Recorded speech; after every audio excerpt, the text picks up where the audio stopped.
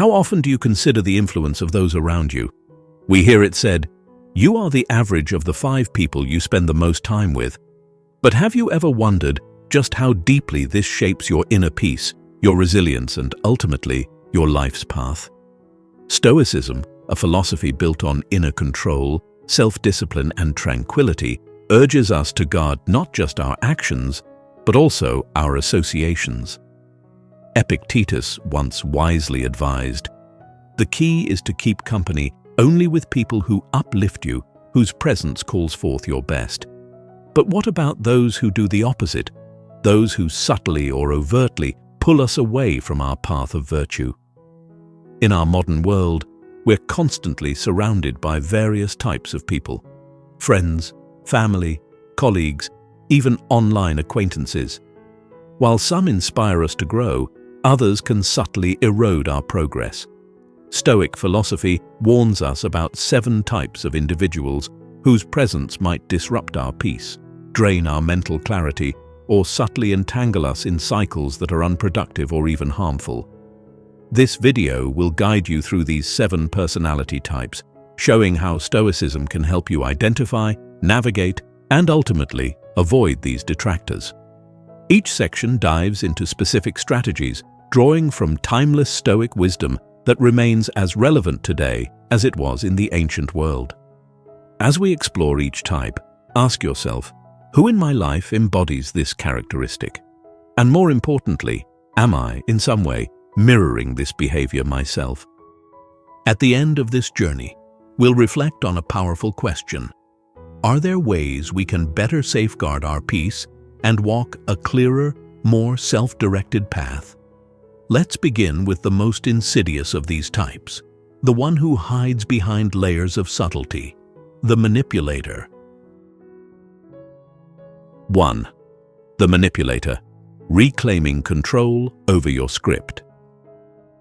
Imagine your life as a carefully crafted story where you are both the author and the main character. You have plans, values, and a vision guiding you forward. But then, seemingly out of nowhere, a shadowy figure appears. Someone who, through subtle comments, actions, or even flattery, begins to alter your storyline. This is the manipulator. In Stoicism, control over one's inner world is paramount, and manipulators threaten this control by gradually bending our thoughts, emotions, or actions to serve their own needs. The manipulator is rarely obvious. They often approach you with warmth, understanding, and sometimes a keen sense of sympathy. But their intentions are veiled, serving to reshape your decisions or beliefs in ways that ultimately benefit them. How can you tell if someone in your life fits this description? Perhaps it's a friend who often persuades you to pay for dinner, painting it as a small favor they truly appreciate. Or maybe it's a colleague who subtly pressures you into extra tasks, claiming your work ethic or skills make you perfect for the job. How manipulators impact us. Have you ever felt a lingering discomfort after spending time with someone, yet struggled to pinpoint why? This could be the handiwork of a manipulator. They often operate by using emotions against you, relying on guilt, flattery, or even passive aggression to influence your decisions. Over time, you might find yourself questioning your instincts, sacrificing your needs, or making decisions that feel contrary to your values. This is where Stoicism offers guidance. It reminds us to carefully guard our inner autonomy, to remain steadfast in our values, and to recognize the subtle patterns of control others may attempt to impose on us. As Epictetus reminds us, we cannot choose our external circumstances, but we can always choose how we respond to them. Manipulators thrive on predictability. They rely on our desire for approval, kindness, or even validation. To regain control, we must first become aware of these predictable reactions within ourselves and begin to break free from them. Strategies to disarm the manipulator. Practice fogging. This technique involves acknowledging any truth in the manipulator's statements without allowing yourself to be emotionally swayed. If they say, "You're so successful, you should cover dinner," respond with, "Yes, I've been doing well, but let's split the bill this time." By agreeing with any valid points without giving in, you disrupt their control. Set boundaries. Clearly and calmly, manipulators often test boundaries, but clear communication can protect your peace. If they ask for a favor that feels uncomfortable, respond with a simple, assertive statement. "I'm not able to help with that, but I'm here if you need other support." Stoicism teaches that saying no is not a rejection of the person, but a preservation of your own principles. Maintain emotional detachment. Manipulators rely on evoking emotions to sway you. By practicing emotional detachment, you can maintain a rational response instead of reacting based on impulse. When faced with their demands or insinuations, pause, breathe, and answer from a place of calm, rather than from a need to please or accommodate. Reflection. Recognizing the patterns. Have you noticed similar tactics in those around you? Or perhaps you sometimes find yourself, even unintentionally, influencing others for personal benefit. Stoicism encourages us to look inward, recognizing that these tendencies might at times exist within us too. By practicing self-awareness and maintaining vigilance, we strengthen our ability to guard our inner peace from manipulation. The manipulator is but one of many who can challenge our tranquility. Next, we'll explore another type that thrives on crisis and disorder, often leaving us exhausted and entangled in chaos: the drama magnet. 2. The drama magnet, steering clear of chaos. Imagine you're a sailor navigating through calm waters. Your journey is peaceful and intentional, yet suddenly you encounter a whirlpool, the presence of a drama magnet.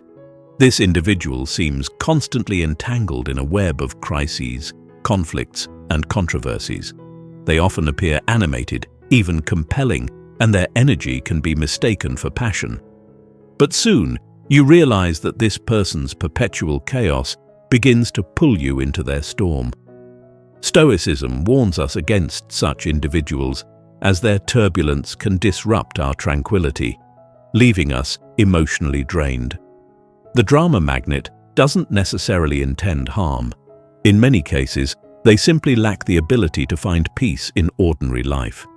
Their crises become the defining rhythm of their days, and they unintentionally drag others into their whirlpool of emotions. Have you ever had a friend who's perpetually in conflict with others, needing you to mediate or take sides? Or perhaps you know someone whose life seems like an unending series of small fires that they demand you help put out. How drama magnets impact us. Drama magnets pull us away from our path, dragging us into situations that don't serve our goals or our peace. Stoicism teaches us the importance of focusing our energy on what we can control, and this is where the drama magnet becomes dangerous. Their problems become ours, diverting our energy from self-growth to endless cycles of conflict and resolution. You might find yourself anxious about their next crisis, as if their whirlwind has become part of your own existence. In these moments, remember the Stoic perspective. True happiness is to enjoy the present without anxious dependence on the future, as Seneca observed. A drama magnet's influence can lead us to worry about things outside our control, weakening our inner calm. Strategies to navigate the drama. Practice reflective listening. Instead of giving advice or taking sides, engage in reflective listening by mirroring their words back to them without becoming involved. For instance, if they say, "I can't believe Sarah did that to me," you might respond, "So, it sounds like you're feeling hurt by Sarah's actions." This shows understanding without getting involved in their conflicts, giving them space to reflect without dragging you in. Become selectively unavailable. Stoicism teaches us the value of our time, and to protect it, sometimes we need to distance ourselves.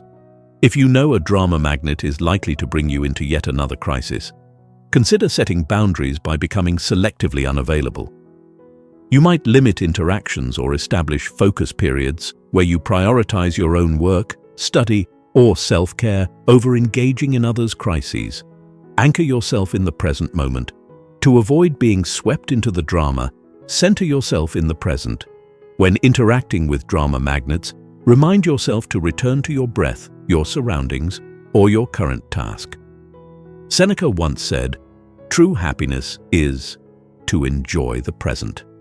Use this Stoic teaching to ground yourself, reminding yourself that their crises are their own, and you have the power to sail smoothly on your course.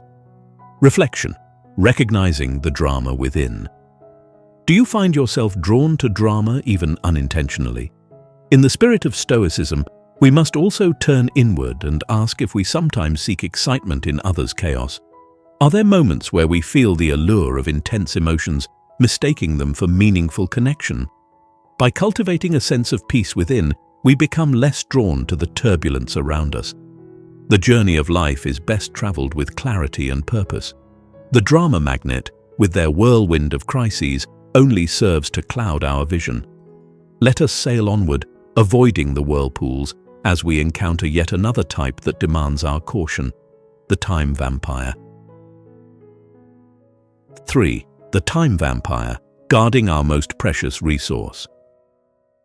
Imagine your daily routine as a carefully orchestrated symphony, each activity harmonizing with the next to create a life in balance. But then, a discordant note disrupts this melody, the time vampire.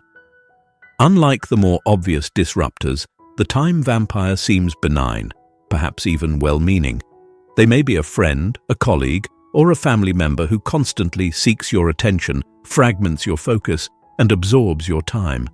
Stoicism, with its emphasis on valuing time and being purposeful in action, warns us against these subtle but persistent intruders. Time vampires often come with seemingly harmless requests. A quick question here, a favor there, an invitation that you feel obligated to accept. Yet their repeated disruptions can turn your productive hours into a scattered mess, depriving you of time to cultivate your own growth and inner peace. Have you ever felt that your day slipped away, not due to your own tasks or intentions, but because you catered to others' interruptions? How time vampires impact us. Our time is one of the most finite resources we have, and each moment spent is a moment that cannot be reclaimed. Seneca cautioned, "Life, if well lived, is long enough." But time vampires can rob us of this well-lived life by fragmenting our focus and leaving us feeling as if we're perpetually behind. Stoicism teaches that every moment should be aligned with our values and purpose, and yet time vampires drag us into trivial tasks, disrupting our intentions. Imagine you're working on a meaningful project, something that aligns with your deepest goals. A time vampire interrupts you saying, "It'll just take a second." But the moment you divert your attention, you lose the flow, and with it, the depth and value of your own work. Stoicism encourages us to view our time as sacred, so why let it be taken by those who have little regard for it? Strategies to protect your time. Implement the Pomodoro technique. The Pomodoro technique involves breaking work into intervals, traditionally 25 minutes, followed by a short break. During these focused intervals, commit fully to your task and inform others that you're not to be disturbed. This strategy helps you create boundaries, ensuring that your most productive moments are not interrupted by distractions. Practice polite assertiveness. A simple but effective way to deal with social time vampires is to say, "I appreciate the invite, but I can't make it." Declining doesn't mean rejecting the person, it simply means affirming your own needs. Stoicism reminds us that we are responsible for our time and our choices, and protecting our peace sometimes requires us to say no. Focus on what you can control. In Stoic philosophy, we learn to focus on what we can control. You cannot prevent every interruption, but you can choose how you respond. Practice a mindful response instead of reacting on impulse. By taking a breath and assessing if the interruption aligns with your values or goals, you can consciously decide when and how to engage. Reflection, examining our use of time. As we consider the effects of time vampires, it's also worth asking ourselves, do I, at times, impose on others' time? Are there moments when I unintentionally demand more of others than I need to? Stoicism teaches us that self-awareness is the first step to growth. Reflect on how you use your time, ensuring that each moment aligns with your goals and values. Time is the canvas upon which we paint the masterpiece of our lives. By guarding it carefully, we preserve our ability to live fully and intentionally. Next, let's explore another type of influence that can lead us astray. Not by draining our time, but by disregarding the reality of our experiences. The toxic positivist. 4. The toxic positivist. Embracing life's full spectrum. Picture your life as a garden, rich and diverse, with flowers blooming alongside weeds and rain nourishing the soil as much as the sun. A toxic positivist, however, insists on ignoring anything that isn't bright and cheerful. They urge you to overlook the weeds, the rain, and the natural cycles of growth, all in favor of relentless optimism. Stoicism warns us about such individuals, as their denial of life's complexities can invalidate our genuine experiences and hinder our growth. Toxic positivists often mean well, but their unbalanced outlook can make us feel disconnected from our authentic emotions. Imagine sharing a difficult moment with someone, hoping for understanding, only to be told to just think positive or look on the bright side. In Stoicism, we learn that true resilience and wisdom come from accepting all facets of life, not denying or masking the parts that feel uncomfortable. Seneca observed, "True happiness is to enjoy the present without anxious dependence on the future." This is a balanced perspective, acknowledging that life's challenges are just as valid as its joys. How toxic positivists impact us. When faced with hardships, emotions like sadness, frustration, or grief are natural responses. Stoicism doesn't deny these emotions, but instead teaches us to manage them with clarity and purpose. Toxic positivists, however, tend to dismiss these feelings, promoting an unrealistic view of life that can leave us feeling as if our genuine experiences are somehow wrong. This perspective can hinder personal growth, preventing us from developing resilience and understanding through life's challenges. For instance, imagine you're going through a tough breakup.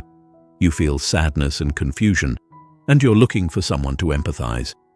A toxic positivist may respond, "Just be happy. There are plenty of fish in the sea." While meant to uplift, this advice disregards the complexity of your emotions, pushing you to bury them rather than process them in a healthy way. Stoicism, in contrast, would encourage you to accept your emotions as they are, observing them without judgment and finding strength through reflection. Strategies to navigate the toxic positivity. Acknowledge both light and shadow. When confronted with toxic positivity, affirm your right to feel a range of emotions. If they say, "Just look on the bright side," respond with, "I'm grateful for the positive aspects, but it's also important for me to acknowledge the difficulties." This balanced approach, encouraged by Stoicism, allows for authenticity without falling into despair. Practice emotional granularity. Emotional granularity is the ability to recognize and label your feelings accurately. Instead of simply feeling bad, you might identify that you're feeling disappointed, grieving, or reflective. By naming your emotions, you reduce the intensity of negative feelings, giving yourself permission to experience life fully. Reflect on Seneca's wisdom of equanimity. Seneca taught that equanimity, the state of mental calmness, is achieved not by blocking emotions, but by accepting them. Embracing both joy and sorrow without clinging to either allows us to navigate life's storms with clarity. In moments of hardship, remind yourself that true peace comes from observing emotions without being consumed by them. Reflection. Avoiding the trap of forced positivity. Consider moments when you may have leaned toward toxic positivity, perhaps even in your own self-talk. Do you sometimes dismiss your emotions, telling yourself to just be happy, rather than acknowledging the full scope of your feelings? Stoicism teaches us that true wisdom comes from facing reality, not from pretending it's something else. By embracing life's complexities, we allow ourselves to grow, adapting to both joy and sorrow with equal grace. Life's garden flourishes with both sunshine and rain. By recognizing the importance of each, we create a more authentic, resilient, and grounded self. Now, let us turn our attention to another kind of presence that pulls us away from responsibility and self-accountability: the victim. 5. The victim. Choosing responsibility over blame. Imagine life as a chess game where each player has the same pieces and the same goal: to maneuver with intention and to learn through both victories and losses. The victim, however, perceives the game differently. They view themselves as constantly defeated, not because of their moves, but due to external forces they believe are beyond their control. Stoicism cautions us about the victim mentality, as it can draw us into cycles of blame, discouraging self-responsibility and stunting personal growth. Victims often see life as a series of obstacles deliberately placed in their path by others or by bad luck.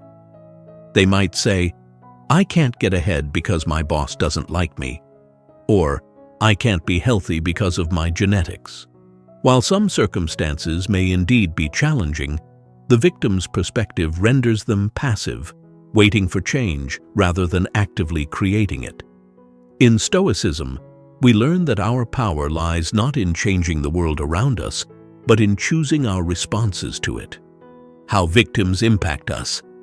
When we're around people with a victim mentality, we might find ourselves unconsciously adopting their worldview, which can lead to diminished self-agency and lowered motivation. Stoicism reminds us that growth stems from owning our choices, reflecting on our actions, and learning from our experiences. Victims, however, cling to excuses rather than reflecting on what they can control. Over time, their mindset can subtly influence those around them, cultivating a sense of helplessness and resentment. Consider the example of a friend who has a history of failed relationships. Each time they attribute the breakup entirely to their partner's flaws, refusing to consider how their own actions may have contributed. You may feel obligated to console them, to validate their perspective, or even to offer solutions. But this cycle often continues, trapping you in the role of the rescuer while they remain unchanged. Stoicism teaches us that true growth comes from within, and it's neither our role nor within our power to fix others' lives. Strategies to deal with the victim mentality. Practice compassionate detachment. Stoicism encourages us to be compassionate but detached. Show empathy for the victim's struggles without becoming their perpetual problem solver. Listen when necessary, but recognize when your help becomes enabling. Remember, by constantly rescuing them, you prevent them from learning the strength they could find through self-reflection. Set boundaries for your own peace. Establishing boundaries protects you from absorbing others' negativity. If they begin a familiar complaint, respond by gently redirecting the conversation or by stating your need to focus on your own responsibilities. Stoicism emphasizes the importance of mental clarity, which is easily clouded by excessive exposure to blame-filled narratives. Encourage self-responsibility. When appropriate, subtly steer the conversation towards self-accountability. If they mention obstacles, you could ask, "What might you be able to do differently next time?" This approach respects their autonomy while planting a seed of self-reflection. Stoicism teaches that our best guidance often lies within. Sometimes we simply need someone to remind us of our own agency. Reflection. Assessing our own responsibility. Stoicism invites us to examine ourselves. Do I sometimes play the role of the victim? Are there moments when I attribute my challenges solely to external factors?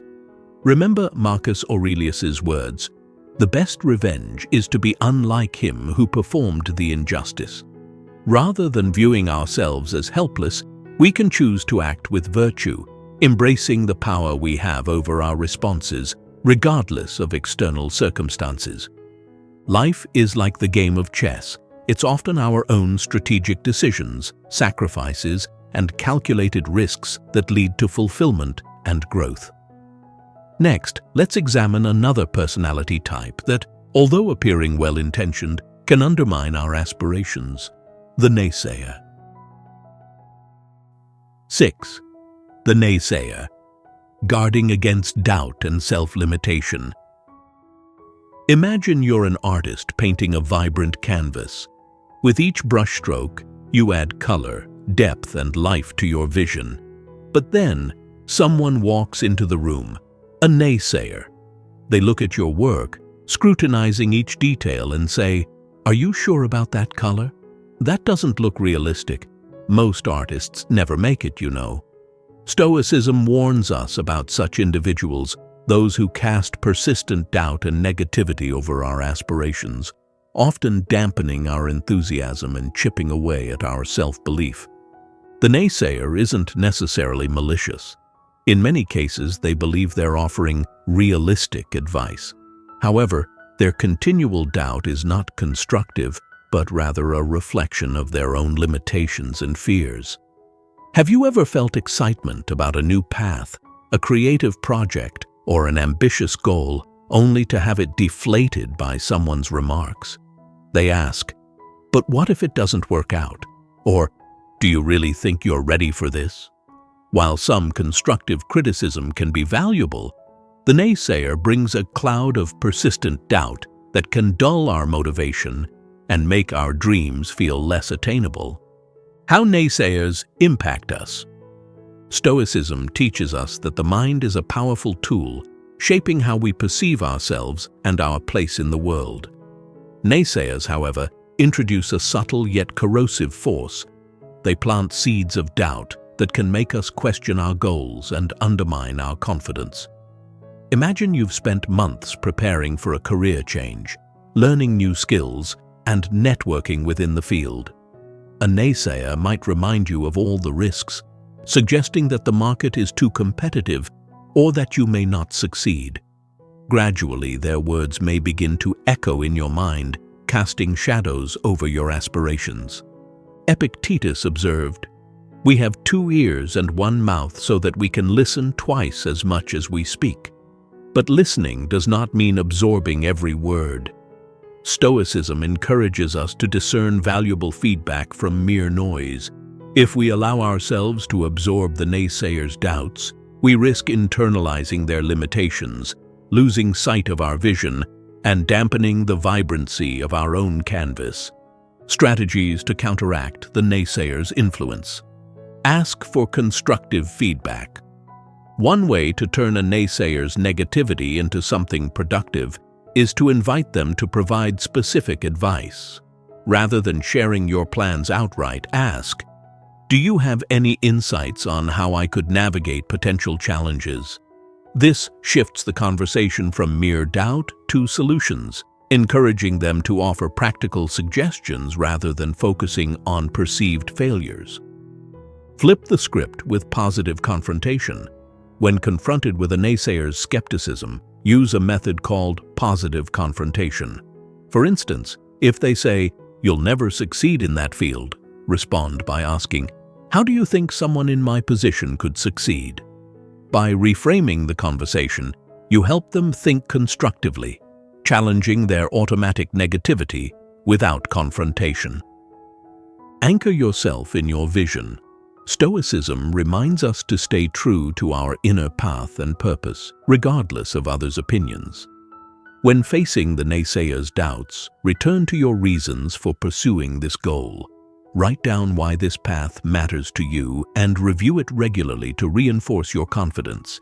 As Marcus Aurelius said, "The soul becomes dyed with the color of its thoughts." By choosing thoughts aligned with your purpose, you guard against negativity. Reflection, recognizing our own doubts. Do you sometimes catch yourself doubting others' ideas or initiatives? Have you perhaps unintentionally taken on the role of a naysayer in someone's life? Stoicism urges us to reflect on our own limitations, striving to offer support rather than discouragement. By encouraging others in their pursuits, we also cultivate a mindset open to possibility, moving away from the limiting beliefs that hold us back. Our life's canvas deserves to be painted boldly, with colors that speak to our unique vision and aspirations. As we become aware of the naysayer's impact, we can preserve the integrity of our dreams.